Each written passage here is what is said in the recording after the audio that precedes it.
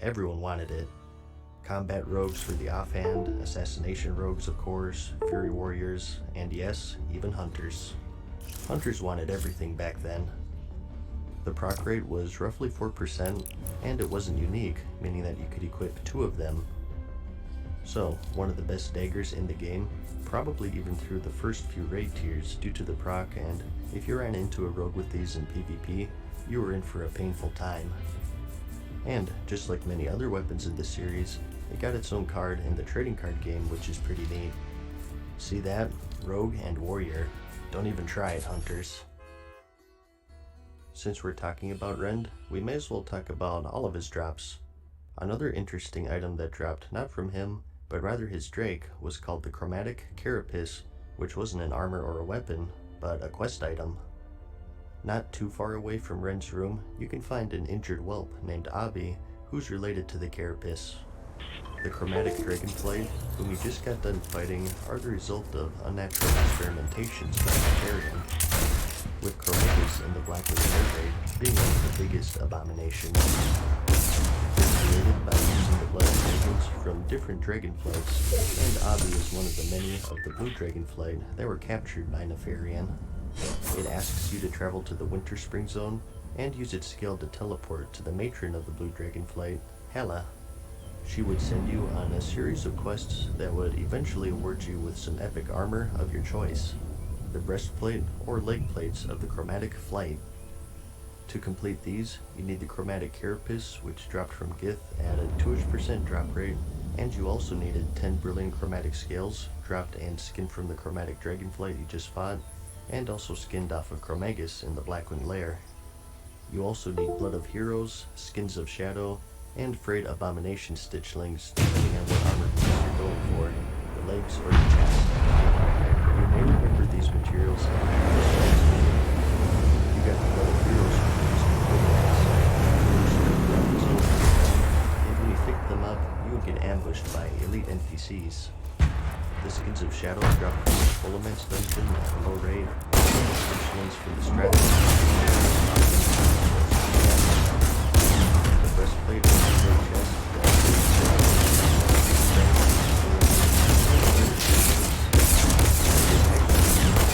especially for fire resistance like Ragnaros.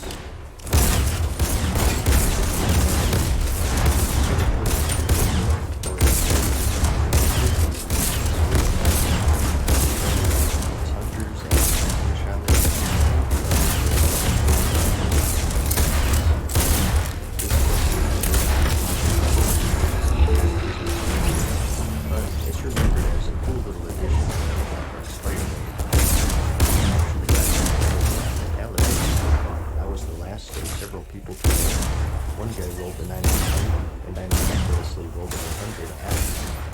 Sadly, never finished it though, so it was a big deal. Sorry, Rend was actually 13 years ago. And since we're still talking about Rend, I got one more for you, and that's the Blackhand Doomsaw.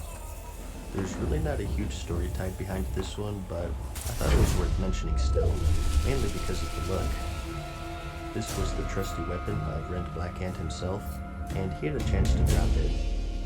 As far as weapon models went, it looked quite nice. It was a polearm type, with runes etched onto the blade itself, and ribbons hanging off the handle. It had a fairly slow speed, and you would see a lot of paladins and warriors wielding it. It was a great argument favorite, and people would jokingly call it the Blackhand Noob Saw since it was so common. One of the staples for vanilla commanders. It was also used by the great Lugar Jenkins, so I mean it's amazing, right? So, all of the reasons to the Warlords of the the dungeon, and Cataclysm in the case of the Chromatic Carapace questline. The Noob was actually preserved as a re-release called the Black and another one quest in the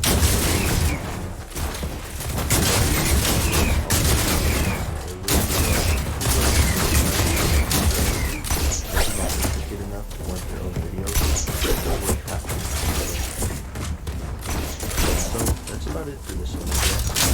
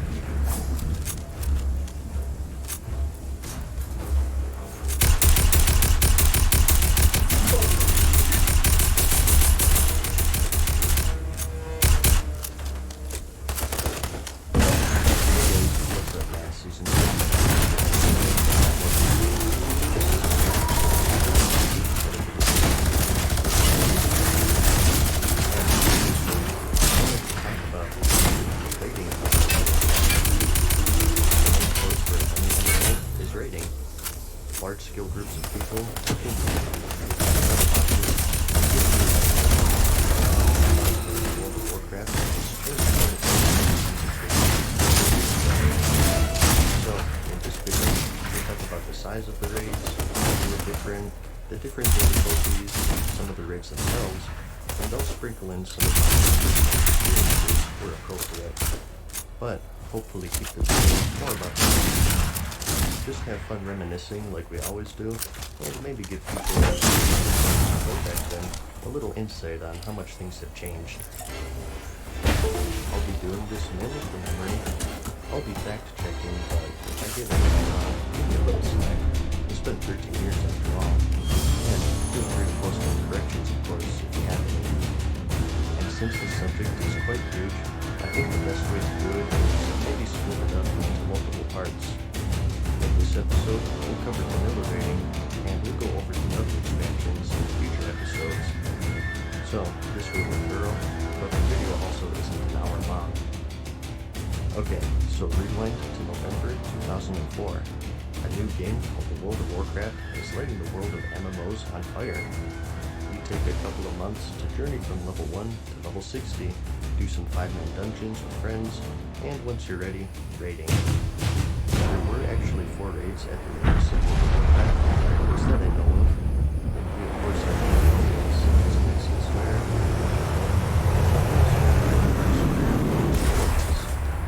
these were initially raids at release. Chief of Skullman, eventually and pretty much reported it was only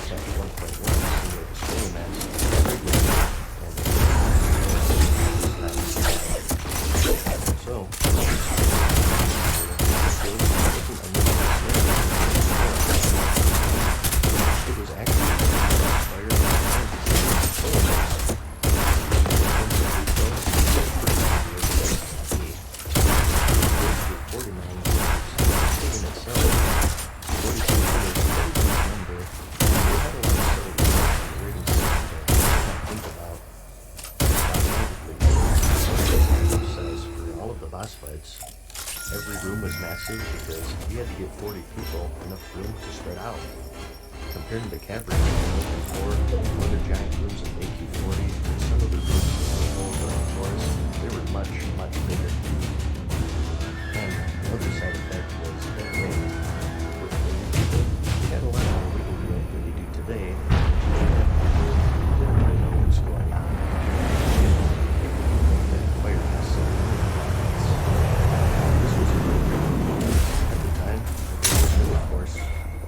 For the lack of a better term, we all kind of sucked compared to now with our years of experience and seeing similar mechanics repeated.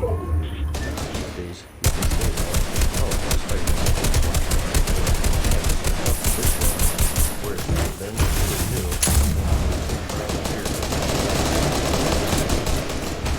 World of Warcraft was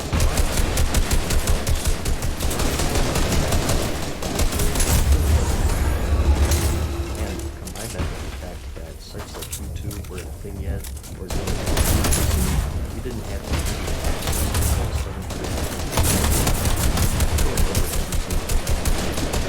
so, 30 people, maybe those extra 10 as dead weight basically. Now, this was only very more complicated with the Blackwing Lair, AQ40, all 40 people just had a chance to clear them. Another thing the 40-player limit complicated was loot. Each boss only gave you a few pieces of loot, so it was tough to that between 40 people. There wasn't personal loot back then. Some guilds just went with the roll for the main spec method, which was chaotic, and others went for the free-for-all / roll commands method, which was even more chaotic, because things like this would happen. I want that ring. I do. Alright. Who else wants it? It's all Fawn, what are you doing? Oh my god! What the fuck? And other guilds who wanted to have some sort of order went with the DKP system, which stands for Dragon Killing Points. This was adopted from the EverQuest MMO, and basically it's a system that gave you points for participating in raids, maybe supplying the guild with raid consumables or whatnot. Then you bid against your fellow raid members for items, and whoever has the most wins. Each item has a cost tied to it, and that cost is deducted from the winner's point total. This was the preferred method for most guilds because it was impartial, not based on luck, and it awarded those who supported the guild the most, the best raids, and helping other members out. As far as I know, this has now been phased out with the introduction of personal loot, but it's an interesting system to look back to. Definitely a headache for guild masters though, because they have to screenshot who gets what item, costs, put it all in a spreadsheet, sort all the circumstances, and all of that, put it up on their guild website so people can actually keep track of their points. So, this 49 size had a lot of different effects on the frequency, which you probably wouldn't think about, and honestly, I'm probably forgetting some. By all means, I have to comments. But another side effect of this larger size is the composition of the guild. Today, as far as I know, airport dealers,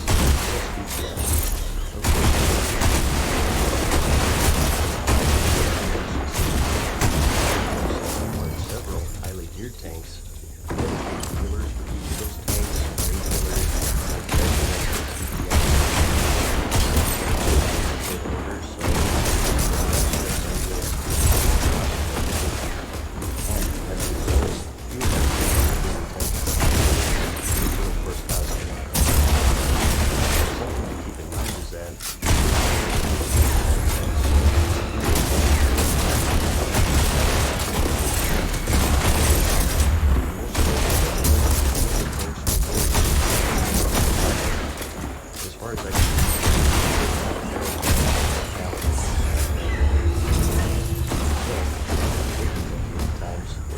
fights, so you have the right composition. Rogues by far with the best DPS, warriors the best tanks as I said, priests the best healers, and everyone else had these little niche roles. Warlocks, while they weren't very good at damage, were able to banish elementals and demons, so you'd want them in the raid just for that, along with summons and soulstones. Druids for the most part were relegated to healing. They weren't as good as priests, but they had better spell and battle pieces, which made them useful. Like I said, that also was one of the defense strikes that you fight on uses, such as the Balance Druid, the Fire Mage with the Multicore, Provinces, Shadow Priests, Cinematic issues, and so on. It's one of the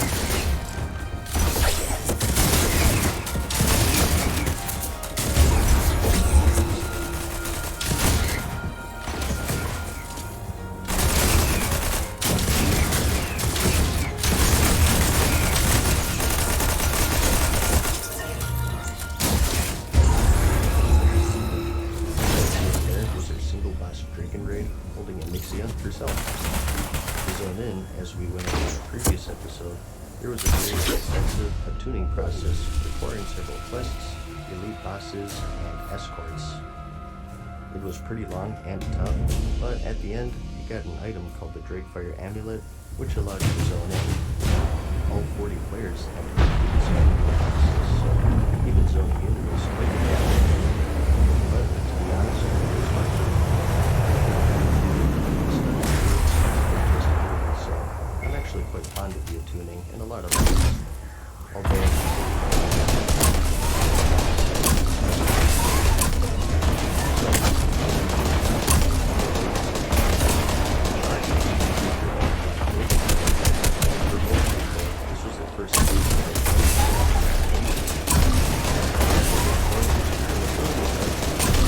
Basically, we had some outlaws.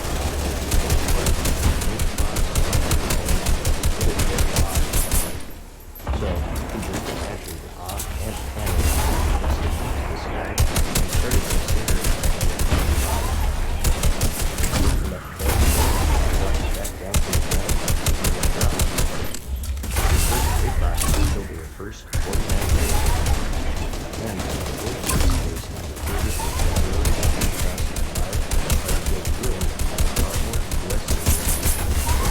quite the moment.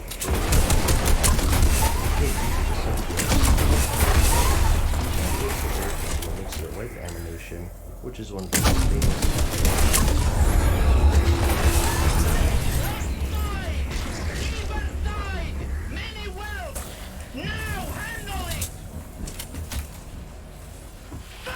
And now that she's dead,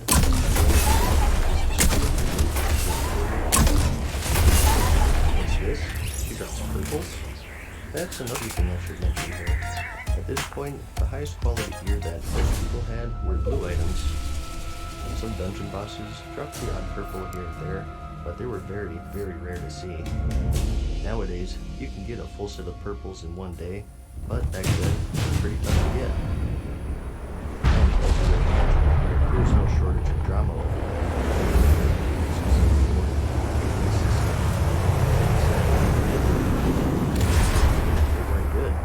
Remember, this was early vanilla rating, back before we knew anything about eye levels, and so on.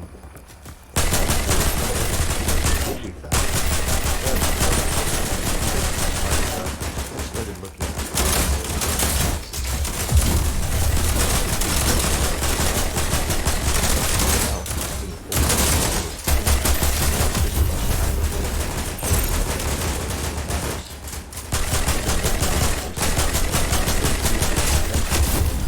because of that, your class is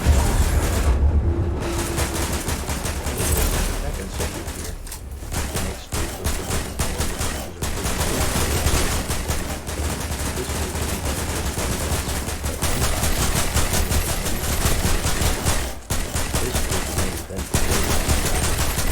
several different challenges to overcome.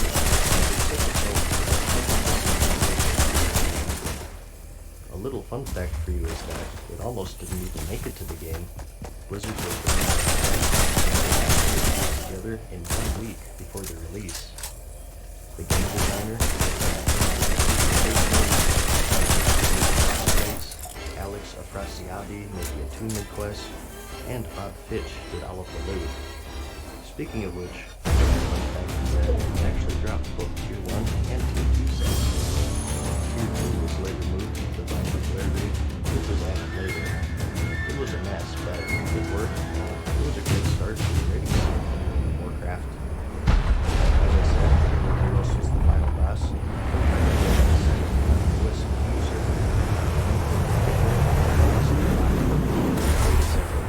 US guilds getting killed first.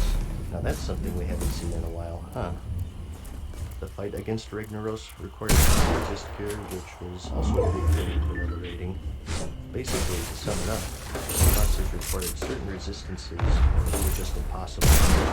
Ragnaros needed fire, Huhuran and Akisor needed nature, Saffron and Extramus needed frost, and so on.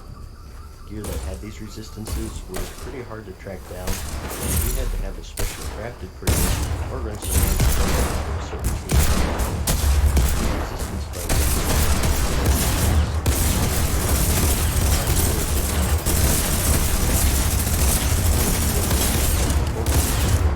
This raid was also the source of the first legendaries in the game. We have the Talisman of the Battle card,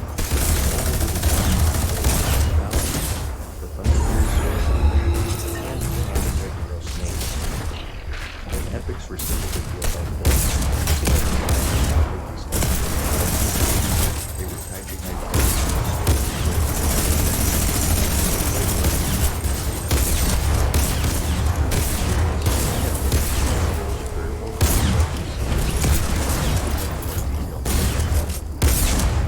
and after the Molten Core came the Black Zolgarub,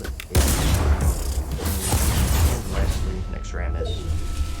I don't want to go over all of these one by one because it's not the point of the video. I just wanted to talk more about how the actual raiding worked and the feeling behind it rather than the actual raids. But in general, they got better and more refined. The Encourage and Nexramis raids had special events tied to them which were amazing experiences themselves, as anyone who played back then would tell you. Zul'Gurub and the Ruins of Encourage were just 20-man, which sort of paved the way for smaller skill rating in the game, which would be adopted in the Burning Crusade expansion. Encourage and Nexramis were the hardest challenges, of course. The now game director of World of Warcraft, Hazakostas, actually proved that the commands and capability was impossible to do, assuming that you had the best gear and the was put out enough damage to keep up with the spawns, and it was only after a nerf that this was down. So, and another important thing to know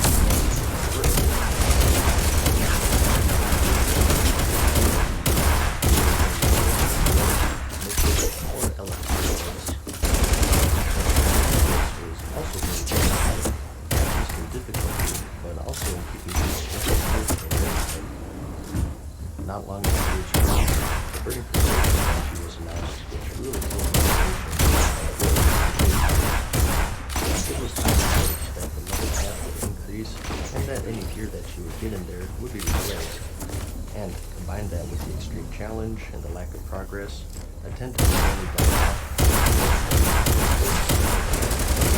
Outland. So middle of the raid that it would even re-released the second expansion, The Wrath of the Lich King. So,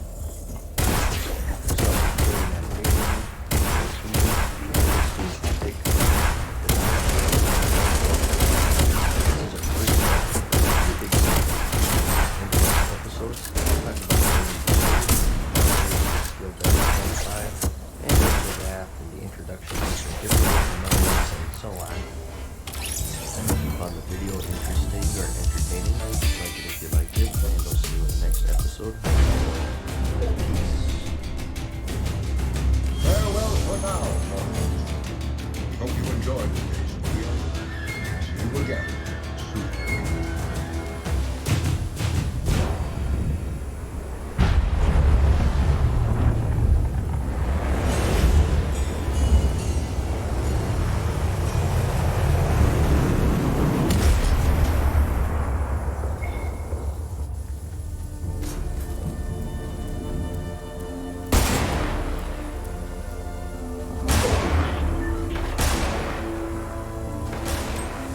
Hey guys, what's up, man?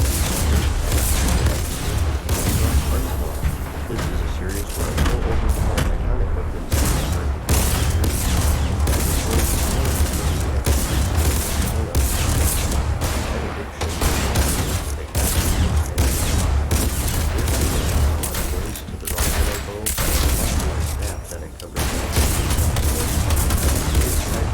interesting question. There's more to them than meets the eye.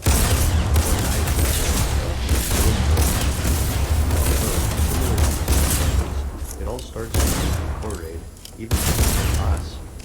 From the second to last boss in the raid, Major Domo Executus, there's a chance for a special for priests a curious trinket with no stats, but with the flavor text, you can see movement when you peer into the eye. And if you click on it, you get the following text and clue for your next destination. When you peer into the eye, images of a great battle fill your mind. This terrifying conflict appears to be taking place somewhere in Lordaeron. You can barely make out a lone female figure standing amidst 1,000 corpses, fending off a sea of scourge. She is hopelessly outnumbered. Tendrils of light escape her hands, cutting through the undead by the hundreds. All for naught, it would seem. Moments later, the priestess is swarmed by the corpses of the peasants that were surrounding her. The fallen have risen.